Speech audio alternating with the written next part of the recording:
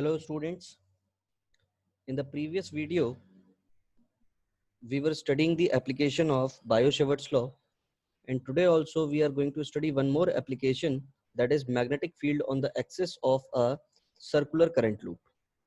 Here we are having a circular current loop of suppose radius A.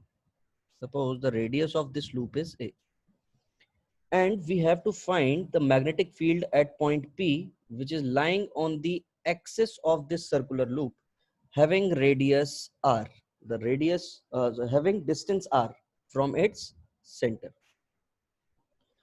So again वही काम करना है बेटा कि dB is equal to क्या होता है, dB is equal to mu naught upon 4 pi I dl sin theta upon r square. यही हमारा बायो-सावर्ट्स लॉ होता है.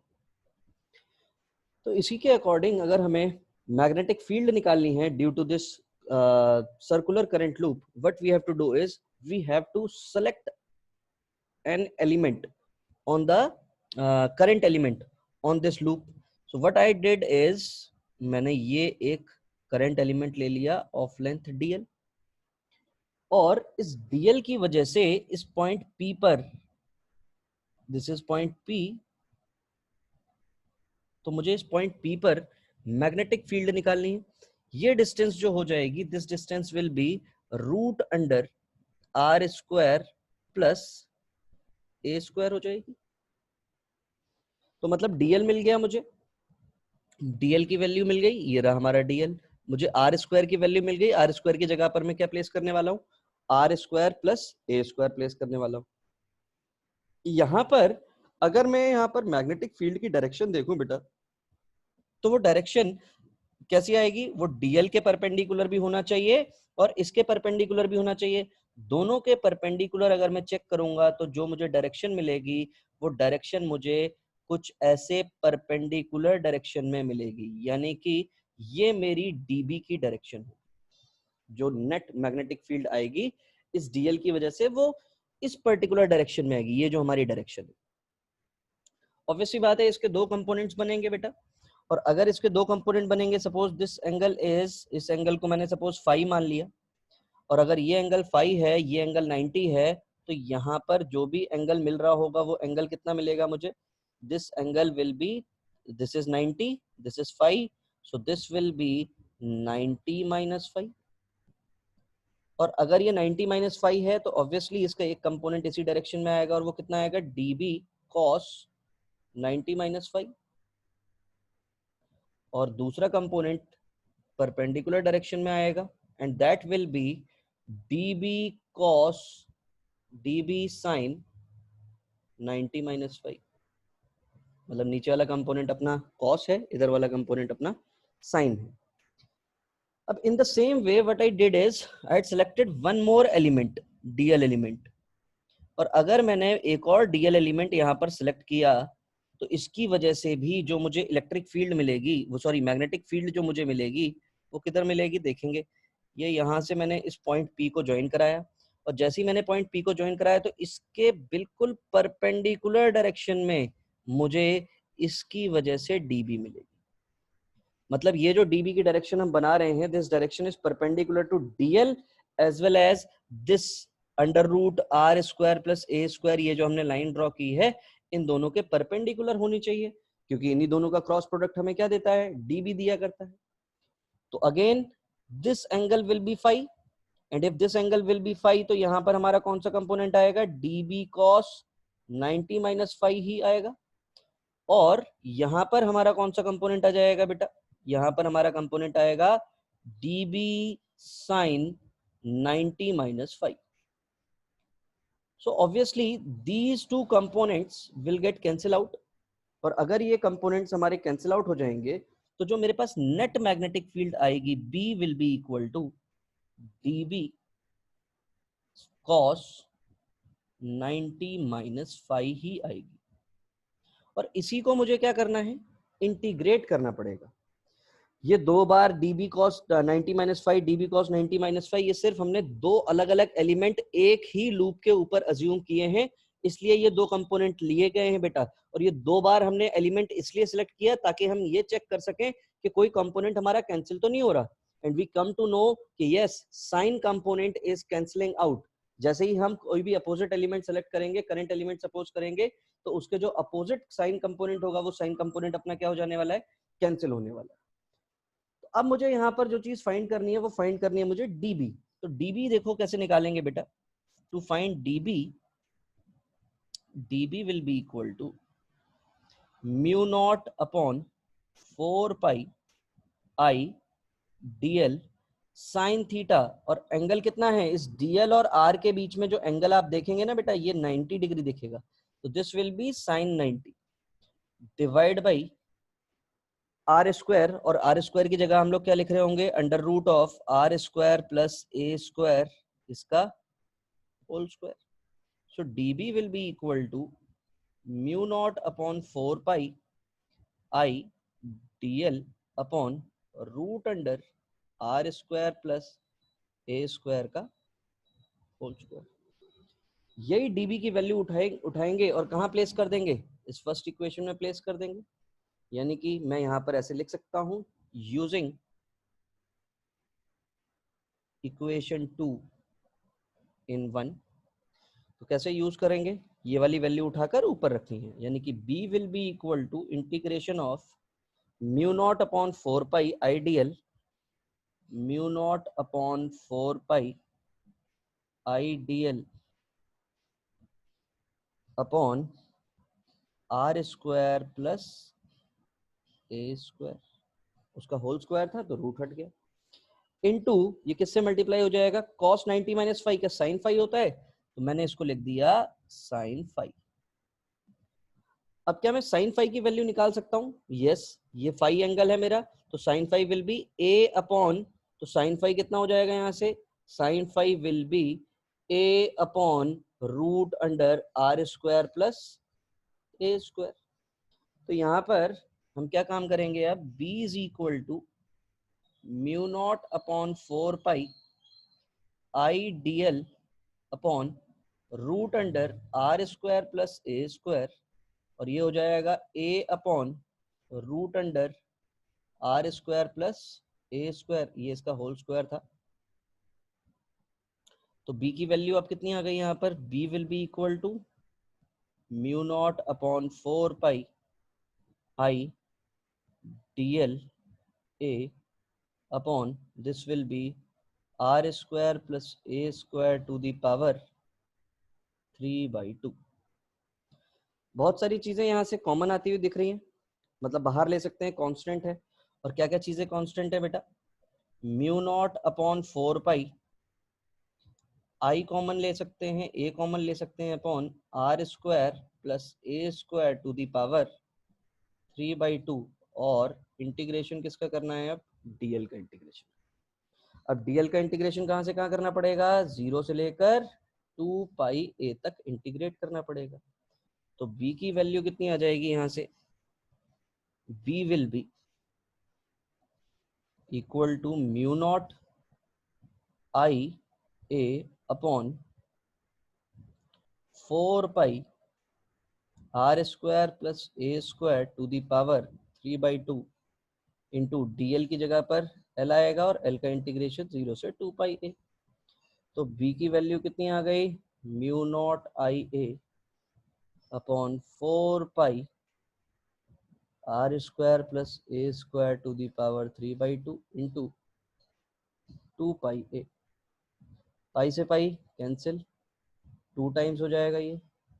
सो b will be equal to mu not I a square upon 2 r square plus A square to the power 3/2। So this will be the expression for magnetic field.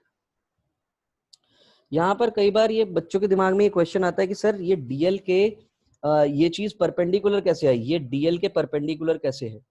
तो बेटा आप कोई भी एक घर में कड़ा लीजिएगा और उस कड़े के एज पर, जो भी उसकी एज है, यहाँ पर एक पेपर बांध दीजिएगा, कुछ इस तरीके से एक पेपर बांधिएगा, पेपर चिपका दीजिएगा।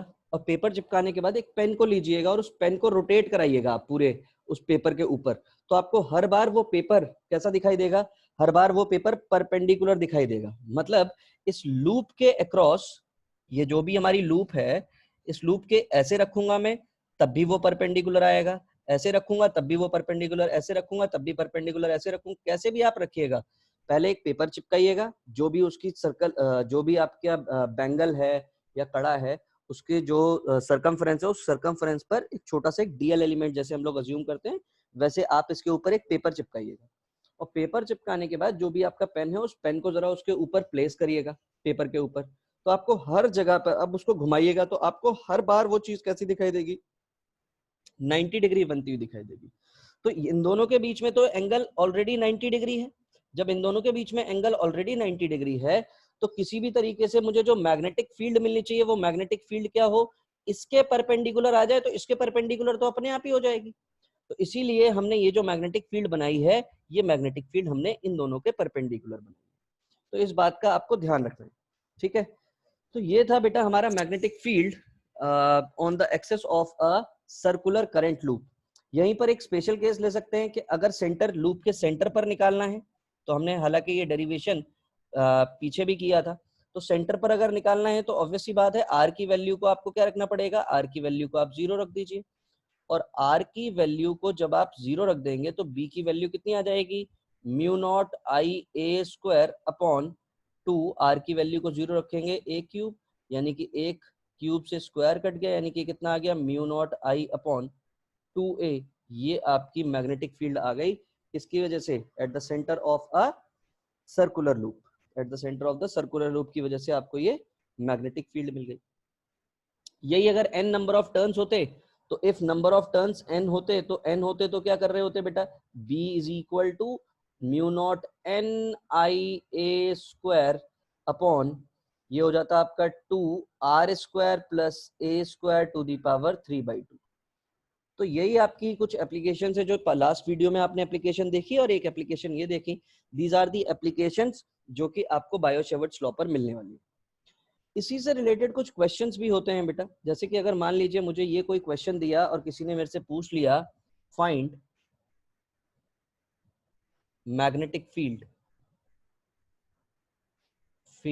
एट ओ, और क्या क्या है, ये जो है, this is a infinitely long conductor carrying current I.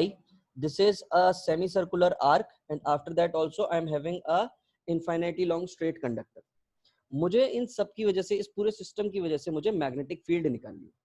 तो देखो कैसे निकालेंगे बेटा मैग्नेटिक फील्ड। सबसे पहले तो ये आइडेंटिफाई कीजिए कि इस ओ पर, इस वाले वायर की वजह से डायरेक्शन किधर आएगी। तो आपको क्या करना है, आपको अपने थंब को इस डायरेक्शन में प्लेस करना है और सारी की सारी फिंगर को किसकी तरफ पॉइंट कर देना है, आपको सारी की सारी फिंगर्स को आपको इस ओ की तरफ पॉइंट करना है। ये देखो ओ की तरफ पॉइंट हो रही है, तो ऑब्वियस सी बात है कि राइट हैंड को प्लेस करके यहाँ पर जो मुझे मैग्नेटिक फील्ड मिल रही है, इसकी वजह से वो इनवर्ड मिलेगी। इसकी वजह से भी अगर मैं देखूंगा तो इसकी वजह से भी मुझे इनवर्ड ही मिलेगी। सेम वही काम आपको करना है, थंब को प्लेस कीजिए, सारी की सारी फिंगर्स को इस डायरेक्शन में पॉइंट करेंगे, तो यहाँ पर भी जो आपको मैग्नेटिक फील्ड मिलेगी वो इनवर्ड मिलेगी। इस वाले केस की अगर हम बात करें तो देखो, इस बार जो थंब आप प्लेस करेंगे, वो थंब को आप इस डायरेक्शन में प्लेस कर रहे होंगे और सारी की सारी फिंगर्स को किसकी तरफ पॉइंट कर रहे होंगे, इसकी तरफ पॉइंट कर रहे होंगे। तो अगेन जो आपको डायरेक्शन मिल रही होगी, वो डायरेक्शन यहाँ पर भी इनवर्ड ही मिल रही होगी। एक बार अगर आपको डायरेक्शन पता चल गई, सारी की सारी इनवर्ट डायरेक्शन में ही है, 3 अलग अलग सेगमेंट्स हैं, अलग अलग कंडक्टर्स हैं, तो इन तीनों की वजह से जो भी हमारी मैग्नेटिक फील्ड है वो हर बार इनवर्ट ही है। यानी कि नॉर्मली जो हम मैग्नेटिक फील्ड की अगर हम बात करें, फर्स्ट कंडक्टर दिया हुआ है, सेकंड कंडक्टर दिया हुआ है, थर्ड कंडक्टर दिया हुआ है, तो बी नेट अगर मुझे निकालना होगा तो मैं कैसे निकाल पाऊंगा बेटा, B1 plus B2 plus B3 apply कर रहा हूँ। यहाँ पर B1 जो है, क्या ये एक एज पर रखा हुआ है, जो भी याद होगा आपको, एक एप्लीकेशन हमने स्ट्रेट कंडक्टर की पढ़ी थी, इनफाइनाइटली लॉन्ग स्ट्रेट कंडक्टर की, उसकी अगर एज पर रखा, एक एंड पर अगर पॉइंट ओ लाई करता है, तो उस केस में हमारी मैग्नेटिक फील्ड का फॉर्मूला होता था म्यू नॉट आई अपॉन, कितना होता था, 4 पाई ए हुआ करता था। कितना होता था बेटा, 4 pi A was the formula. तो वही हमें यहाँ पर 4 पाई ए फॉर्मूला यहाँ पर अप्लाई करना है कि जो भी हमारा स्ट्रेट कंडक्टर है, उस स्ट्रेट कंडक्टर के एक एंड पर अगर मुझे मैग्नेटिक फील्ड चाहिए, तो मैग्नेटिक फील्ड का फॉर्मूला जो हुआ करता है वो होता है mu not I upon 4 pi a, और ए क्या है बेटा, आर के बराबर, plus b not, b not क्या है, ये सेमी सर्कल है, सेमी सर्कल मतलब एक सर्कल की वजह से मेरी मैग्नेटिक फील्ड होती थी mu not I upon 2 r, तो सेमी सर्कल हो जाएगा तो क्या हो जाएगा, mu not I upon 4 r, plus यहां पर क्या हो जाएगा, ये mu not I upon 4 pi r. तीसरा वाला भी तो है, वही सेम केस है बेटा कि एक एंड पर लाई कर रहा है आपका पॉइंट पी, तो ऑब्वियस सी बात, पॉइंट ओ, तो ऑब्वियस सी बात है इन सबको अब आपको ऐड कर लेना है। तो देखो ऐड कैसे करेंगे, म्यू नॉट आई अपॉन ये हो जाएगा 2 पाई आर, इन दोनों का एडिशन किया तो, और ये हो जाएगा mu not I upon 4 R, बहुत सारी चीजें कॉमन आ जाएंगी, मतलब mu not I upon 2 R आ जाएगा कॉमन, अंदर क्या आ जाएगा 1/पाई प्लस 1/2। आई होप हम सही है, कुछ ऐसा ही हमें रिजल्ट मिलेगा, बाकी चेक कर लीजिएगा। मेरे अकॉर्डिंग कैलकुलेशन बिल्कुल सही है, ठीक है। और नेट डायरेक्शन किधर आएगी, ये भी इनवर्ड, ये भी इनवर्ड, ये भी इनवर्ड, तो ओवरऑल जो डायरेक्शन आएगी वो भी कैसी आएगी बेटा, इनवर्ड आएगी। तो ये तरीका है मैग्नेटिक फील्ड, जो भी आपने अभी एप्लीकेशंस पढ़ी हैं उन एप्लीकेशंस को अप्लाई करने का, कि इस तरीके से आपको मैग्नेटिक फील्ड निकालने को दी जा सकती है किसी भी एक लूप बना करके, और आपसे मैग्नेटिक फील्ड पूछी जा सकती है। अगला क्वेश्चन कुछ सपोज ऐसा मिल गया हमें कि यहाँ से करंट फ्लो हो रहा है, यहाँ पर करंट गया, यहाँ पर करंट गया, यहाँ पर करंट, यहाँ पर करंट, यहाँ पर करंट, तो सिंपल सी बात ये है कि इस केस में हमें magnetic field at the centre O निकालनी है। तो टोटल यहाँ पर अगर मैं वायर्स देखूं, टोटल यहाँ पर अगर मैं कंडक्टर्स देखूं तो 1 2 3 4 5 6 है। अब देखो बेटा दिमाग लगाएंगे थोड़ा सा, एक कोई भी अगर एक स्ट्रेट कंडक्टर होता है और इस स्ट्रेट कंडक्टर के जो पॉइंट है, मुझे सपोज इस पॉइंट पर इसी की एक्सिस के अलोंग कोई पॉइंट पी है, उसके अलोंग मुझे मैग्नेटिक फील्ड निकालनी है, तो यार मेरा डीएल एलिमेंट भी यहीं पर होगा और आर भी इसी लाइन में होगा, मतलब डीएल और यहां से यही डिस्टेंस हो जाएगी हमारी आर, तो यहां पर डीएल और आर के बीच में एंगल कितना मिलेगा, तो इस केस में angle between DL and r is 0 degree. Angle कितना डिग्री है यहाँ पे, 0 डिग्री है। और अगर एंगल 0 डिग्री हो गया तो dB is equal to, Biot Savart's law हमने क्या पढ़ा है, mu not upon 4 pi I D L sine 0 degree रखना पड़ेगा अपॉन आर स्क्वायर, यानी कि मैग्नेटिक फील्ड कितनी मिलेगी हमें, 0 मिलेगी। मतलब जो भी हमारा स्ट्रेट कंडक्टर होगा, अगर स्ट्रेट कंडक्टर के जो भी स्ट्रेट कंडक्टर की जो भी एक्सिस है, उसी एक्सिस पर अगर मेरा पॉइंट ओ लाई कर रहा होगा जिस पर मुझे मैग्नेटिक फील्ड निकालनी है, तो उसकी वजह से नेट मैग्नेटिक फील्ड कितनी होगी, 0 होगी। उसकी वजह से magnetic field at that particular point, मतलब इस पी पॉइंट पर अब अगर मुझसे कोई मैग्नेटिक फील्ड पूछेगा तो 0 होगी। तो देखो यहाँ पे ये जो कंडक्टर 2 है, ये जो कंडक्टर 4 है और ये जो कंडक्टर 6 है, क्या ये इसी पॉइंट के लाइन के अलोंग लाई नहीं कर रहे हैं, तो ऑब्वियस सी बात है B2 जो होगा, magnetic field due to 2 will be 0, magnetic field due to 4 will be 0, magnetic field due to 6 will be 0।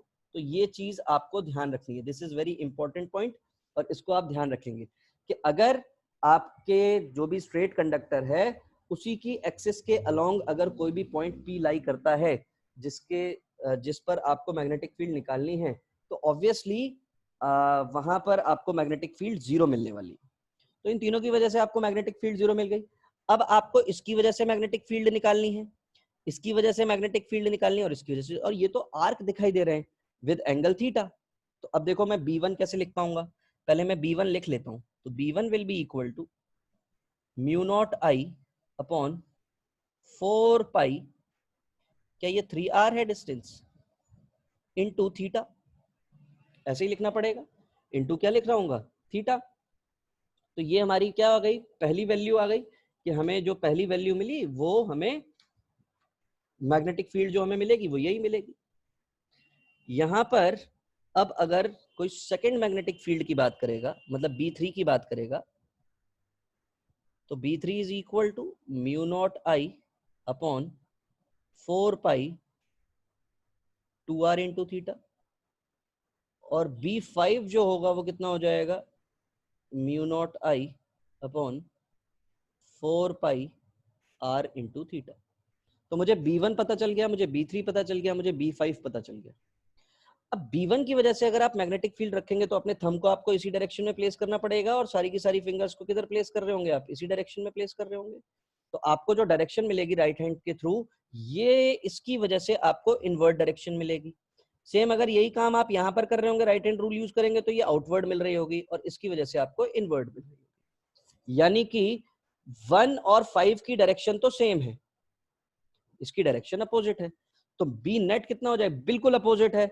तो बी नेट जो आ जाएगा यहाँ पर, B net will be B1 plus B5, और इसमें से क्या माइनस कर दूं मैं, B3 माइनस कर दूं। B1 कितना है, mu not I upon 4 pi into 3R into theta है, अल्फा है, थीटा, थीटा प्लस ये कितना हो जाएगा, mu not I upon 4 pi are into theta. ये कितना हो जाएगा, mu not I upon 4 pi into 2R into theta. Minus है यहाँ पे, माइनस। बहुत सारी चीजें यहाँ से कॉमन मिल रही हैं, उनको पहले कॉमन बाहर निकाल लेते हैं। तो mu not I upon, I hope 4 pi R common मिल रहा है यहाँ पे, और थीटा भी कॉमन आ रहा है। अंदर जो बच रहा है वो बच रहा है 1/3 प्लस 1 प्लस माइनस 1/2। तो हम इसको सॉल्व करेंगे तो this will be mu not I upon 4 pi are into theta. 2 3 जा 6, 3 2 जा 2 plus 6 minus 2 3 3। So this will be 8 minus 3 will be 5. So this will be 5 mu naught I upon 24 pi r into theta. तो ये value कैसे आई, ये value positive आई है, और हमने positive कैसे माना था, B1 और B5 को हमने पॉजिटिव माना। तो B1 की डायरेक्शन किधर थी, इनवर्ट थी, और B5 की भी डायरेक्शन किधर थी, इनवर्ट थी। तो हमें जो नेट डायरेक्शन जो मिलेगी वो भी हमें कैसी मिलेगी बेटा, इनवर्ट डायरेक्शन मिलेगी। So this is the method to determine the magnetic field by using Biot-Savart's law, by using application of Biot-Savart's law. In the next video, we'll learn about Ampere's circuital law, which is very, very important. Thank you so much. Stay fit, stay happy. God bless you all.